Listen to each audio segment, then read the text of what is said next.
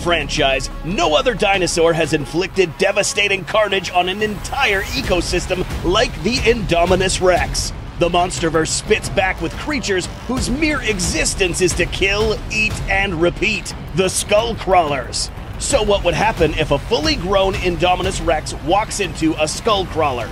Will the Skull Crawler be yet another fatality, or will the Indominus Rex be another monster's lunch? In this battle, we will compare these two creatures toe-to-toe and determine who will walk out of this battle alive.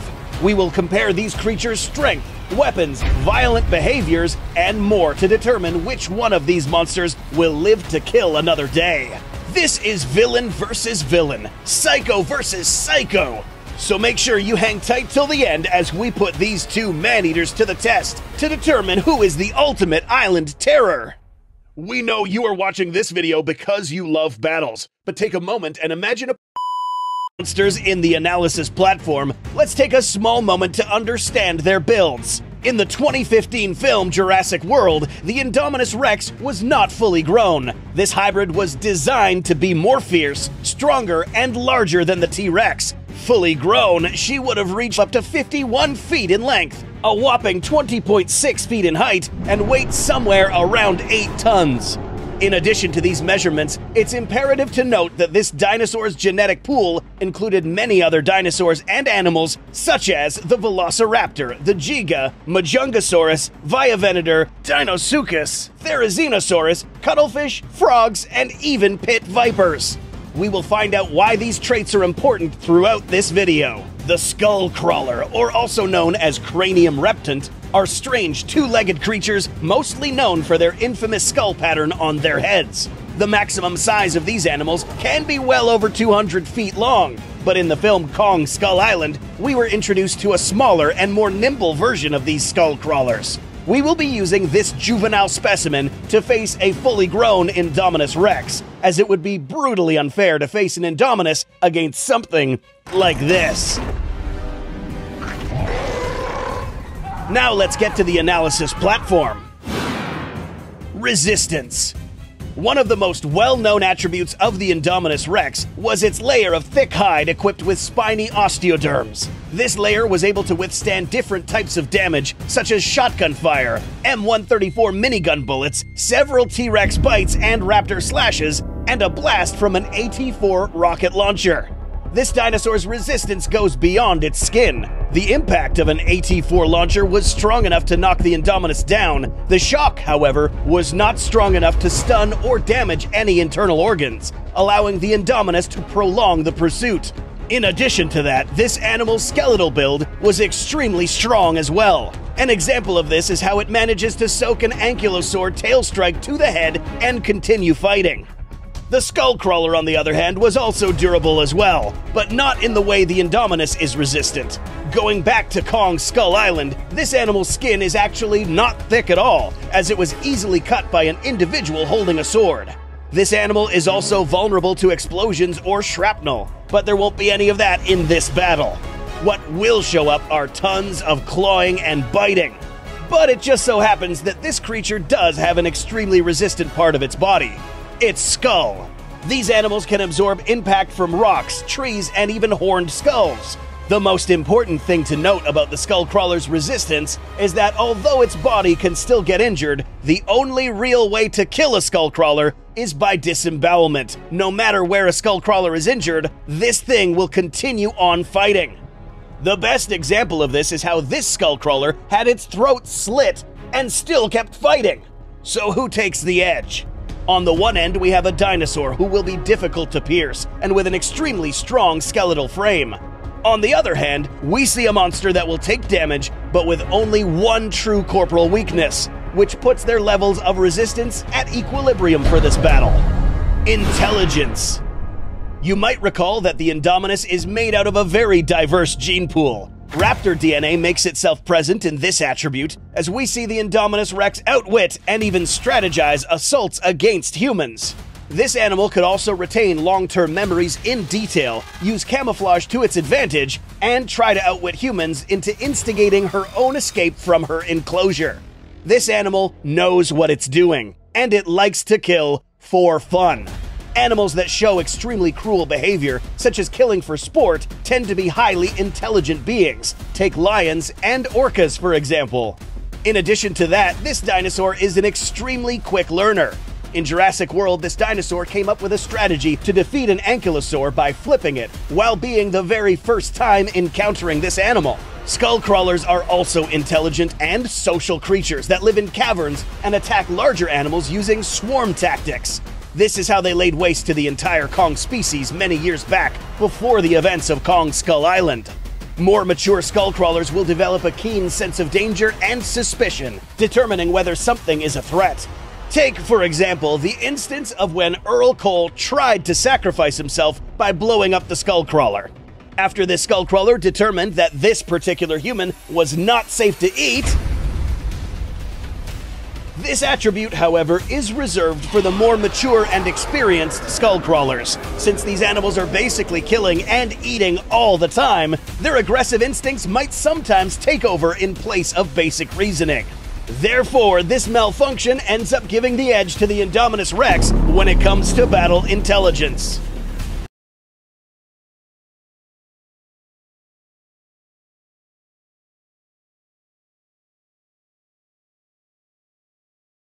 Strength.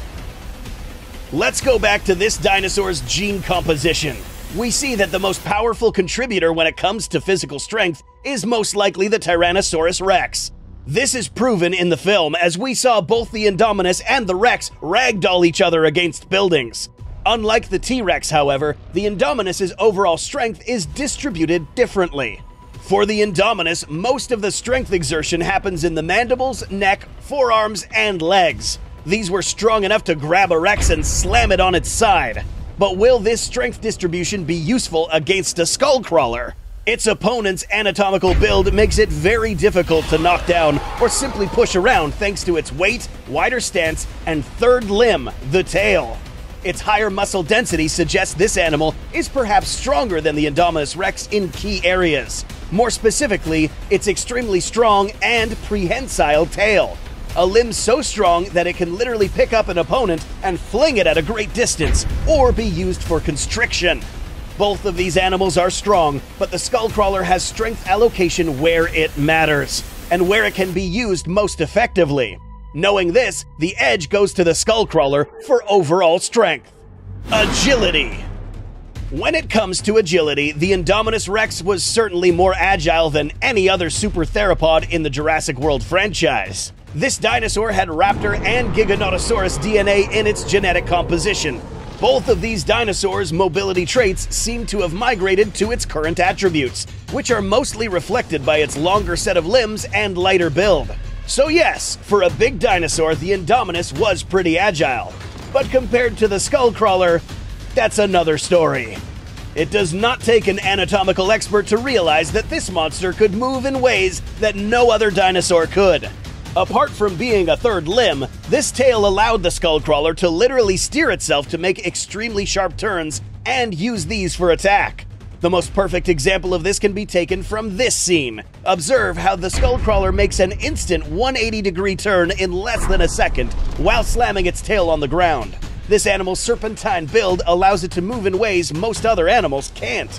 By comparing these two animals' movements side by side, we see that the Indominus moves around in a more lumbering fashion compared to the skullcrawler. Seeing this visual evidence, it's clear that the edge for battle agility goes to the skullcrawler. But will this make any difference in terms of speed? Overall speed. In an enclosure, the Indominus' speed is clocked at 30 miles per hour. Keep in mind that this metric is when the Indominus measures a mere 40 feet long. Our fully grown Indominus now measures 50 feet long and weighs more, meaning that this larger animal is most likely slower, reaching speeds of up to 25 miles per hour. This still gives enough momentum to ram and knock other dinosaurs off their feet, which could possibly aid the Indominus in hitting the skullcrawler on a vulnerable area. A skullcrawler of this size could move its legs as fast as the Indominus Rex, but the difference is the way they make strides. This monster's leg range of motion allows it to cover more ground in less time using the same amount of strides. Juveniles are even faster. Remember that these younglings exist to eat, so fast locomotion to chase down prey is imperative. In short bursts of speed, however, this animal's leg anatomy allows it to literally catapult itself forward, almost airborne, covering even more distance in a split second. This ability to thrust itself forward at very high speeds gives the skullcrawler the edge once again in overall speed. Before we get into how they will tear each other apart, we need to cover the terrain adaptability of these two monsters. Terrain adaptability. Being compatible with the battle terrain is important when fighting a skullcrawler. This particular dinosaur has been seen fighting it out with other dinosaurs in close quarters, such as dense jungles and other areas filled with obstacles, and did okay. But what really sets this animal apart is its ability to camouflage. Cuttlefish DNA allows this dinosaur to blend with its surroundings, whether it's jungle or other darker ambience. The skullcrawler is also well adapted to fight in many terrains, including water. Yes, you heard that right. In the novelization of Kong Skull Island, skullcrawlers have hidden gills, which could technically allow these to swim or walk underwater and invade the populated mainland. In this battle, however, the edge will go to whoever can detect the opponent first. Given that the Indominus Rex also has thermal vision thanks to the Viper DNA, the skullcrawler will always be on the Indominus Rex's scope of vision. The skullcrawler doesn't necessarily have thermal vision, but does have heat-seeking sensors in its empty eye sockets. But because the Indominus can camouflage at will, this advantage could give the Indominus a few more moments of cover. This ability to seamlessly blend with its surroundings gives the Indominus the edge for terrain adaptability. Bite effectiveness. Now let's get into some real damage. The Indominus Rex and the skullcrawler have very, very different types of skull anatomy. You will notice that the Indominus's teeth are exposed like that of a crocodile, courtesy of the Deinosuchus DNA. This animal had around 74 teeth that varied in size, but were extremely strong and durable. These teeth were mounted on mandibles that could open more than 90 degrees thanks to Viper DNA and bite down with the force similar to that of a T-Rex. Its lower jaw or underbite allowed it to capture more surface area with each bite. How strong of a bite? Well, just take a look at how the Indominus Rex crushed a bulletproof gyrosphere. These spike-shaped teeth and wide-open jaws indicate that its bite had the purpose of gripping and piercing, and then proceeding to rip out a huge chunk of flesh. A skullcrawler's cranium and bottom mandible is similar to that of a mosasaur, but their teeth are very different. Skullcrawler teeth are very straight and pointy, pointing backwards, that is. This means that if it clamps its teeth and the victim manages to escape the grip, it will leave behind skin and layers of flesh. The thicker and most deadly set of teeth are found in the middle back portion of the skull. In order for these to actually pierce the Indominus, the skullcrawler must first land a good wholesome bite. But what about bite force? If we look at a cross-section between both skulls, we find that the surface area covered with teeth in this skull is much wider, almost evenly distributing pressure. In contrast, the Indorex's pointy teeth are the only surface in which the tremendous amount of force is pushed into the victim, giving it more piercing power. And given that the Indominus is harder to pierce than a skullcrawler, the Indominus takes the edge when it comes to bite effectiveness. Auxiliary weaponry. One of the most useful tools that the Indominus Rex possesses are those front limbs capable of delivering deep wounds. These four claws, including an opposable thumb, allow the Indominus to perform better offensive maneuvers than a traditional theropod would. The composition of these claws are so strong that they could instantly pierce bulletproof glass and dig into concrete with seemingly little effort. This weapon was the main culprit that allowed the Indominus to bring down an entire herd of Apatosaurus and other large sauropods, something that even large theropods won't do by themselves. The skullcrawler snaps back with a very long prehensile tail. As mentioned previously, this tail could also be used as a weapon, but also be used to keep an opponent in place or even toss them. Another weapon is its prehensile tongue. Although not as long as its tail, this tongue can be used to grab smaller limbs and pull them into its mouth, close to those bigger teeth. So which of these will inflict more damage? This is where durability comes into play once again. Remember that the Indominus Rex's corporal build can withstand being tossed around repeatedly and recover quite fast, whereas the skullcrawler has little to no defense against deep cuts from the Indominus. Although the skullcrawlers can technically withstand lots of surface trauma, the Indominus's claws end up causing more physical damage, giving the edge to the Indominus Rex. We are almost ready to reveal who will be the winner of this fight. Up next, the most brutal psychological attributes of these two monsters. X Factor. Being an animal that grew up alone and neglected by its captors only led it to become even more fearsome and a true monster. One of the most feared and outstanding abilities of the Indominus Rex is its keen ability to detect corporal weakness in other dinosaurs, especially for an animal that lived alone most of its life.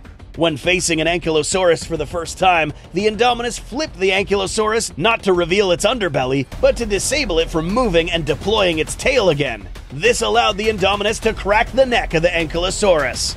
The list goes on, attacking sauropods on the legs to bring them down fast, and flooring the T-Rex repeatedly are just some examples of how the Indominus learns fast, detects weaknesses, and uses its limbs to exploit them. We are now about to cover the most terrifying attribute found in skullcrawlers.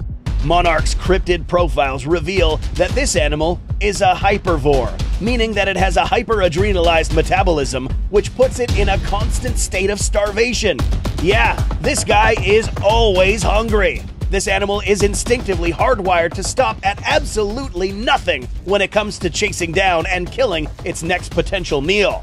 In the novelization of Godzilla vs. Kong, Ren Serizawa, the man behind testing Mechagodzilla against other test subjects, favored skullcrawlers for this particular reason.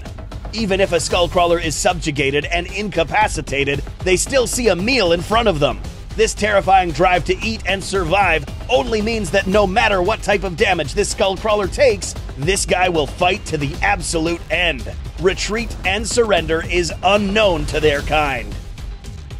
We are now ready to reveal who will win in a fight between these two monsters. The Indominus Rex, with its wide selection of gene contributors, wins the edge on intelligence, terrain compatibility, bite effectiveness, and auxiliary weaponry. The Skullcrawler, with its insatiable appetite to kill, wins the edge on overall strength, agility, and speed. Both of these monsters, however, are found to be equal in corporal resistance.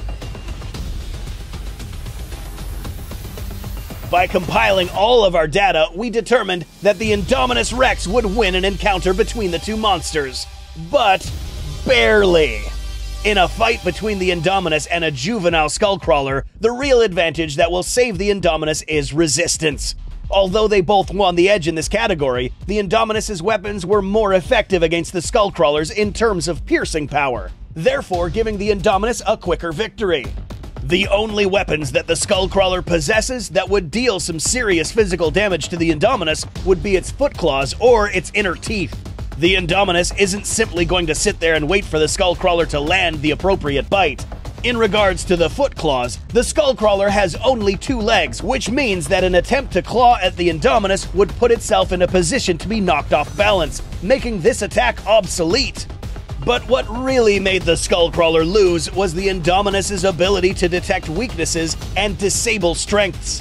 The Indominus is equipped with all the tools necessary to snap off a prehensile tongue, rip and tear, and disable its unprotected leg muscles, and finally access the hard-to-reach belly and disembowel this monster, using its plethora of extremely pointy teeth and weapons. Even if the skullcrawler was capable of wrapping its tail around the Indominus and throwing her around, these impacts would not be damaging enough to inflict a fatal injury to the Indominus Rex. Even though the skullcrawler fought to the end, its instinctual behavior once again took over and made it execute reckless maneuvers that a more disciplined Indominus could exploit.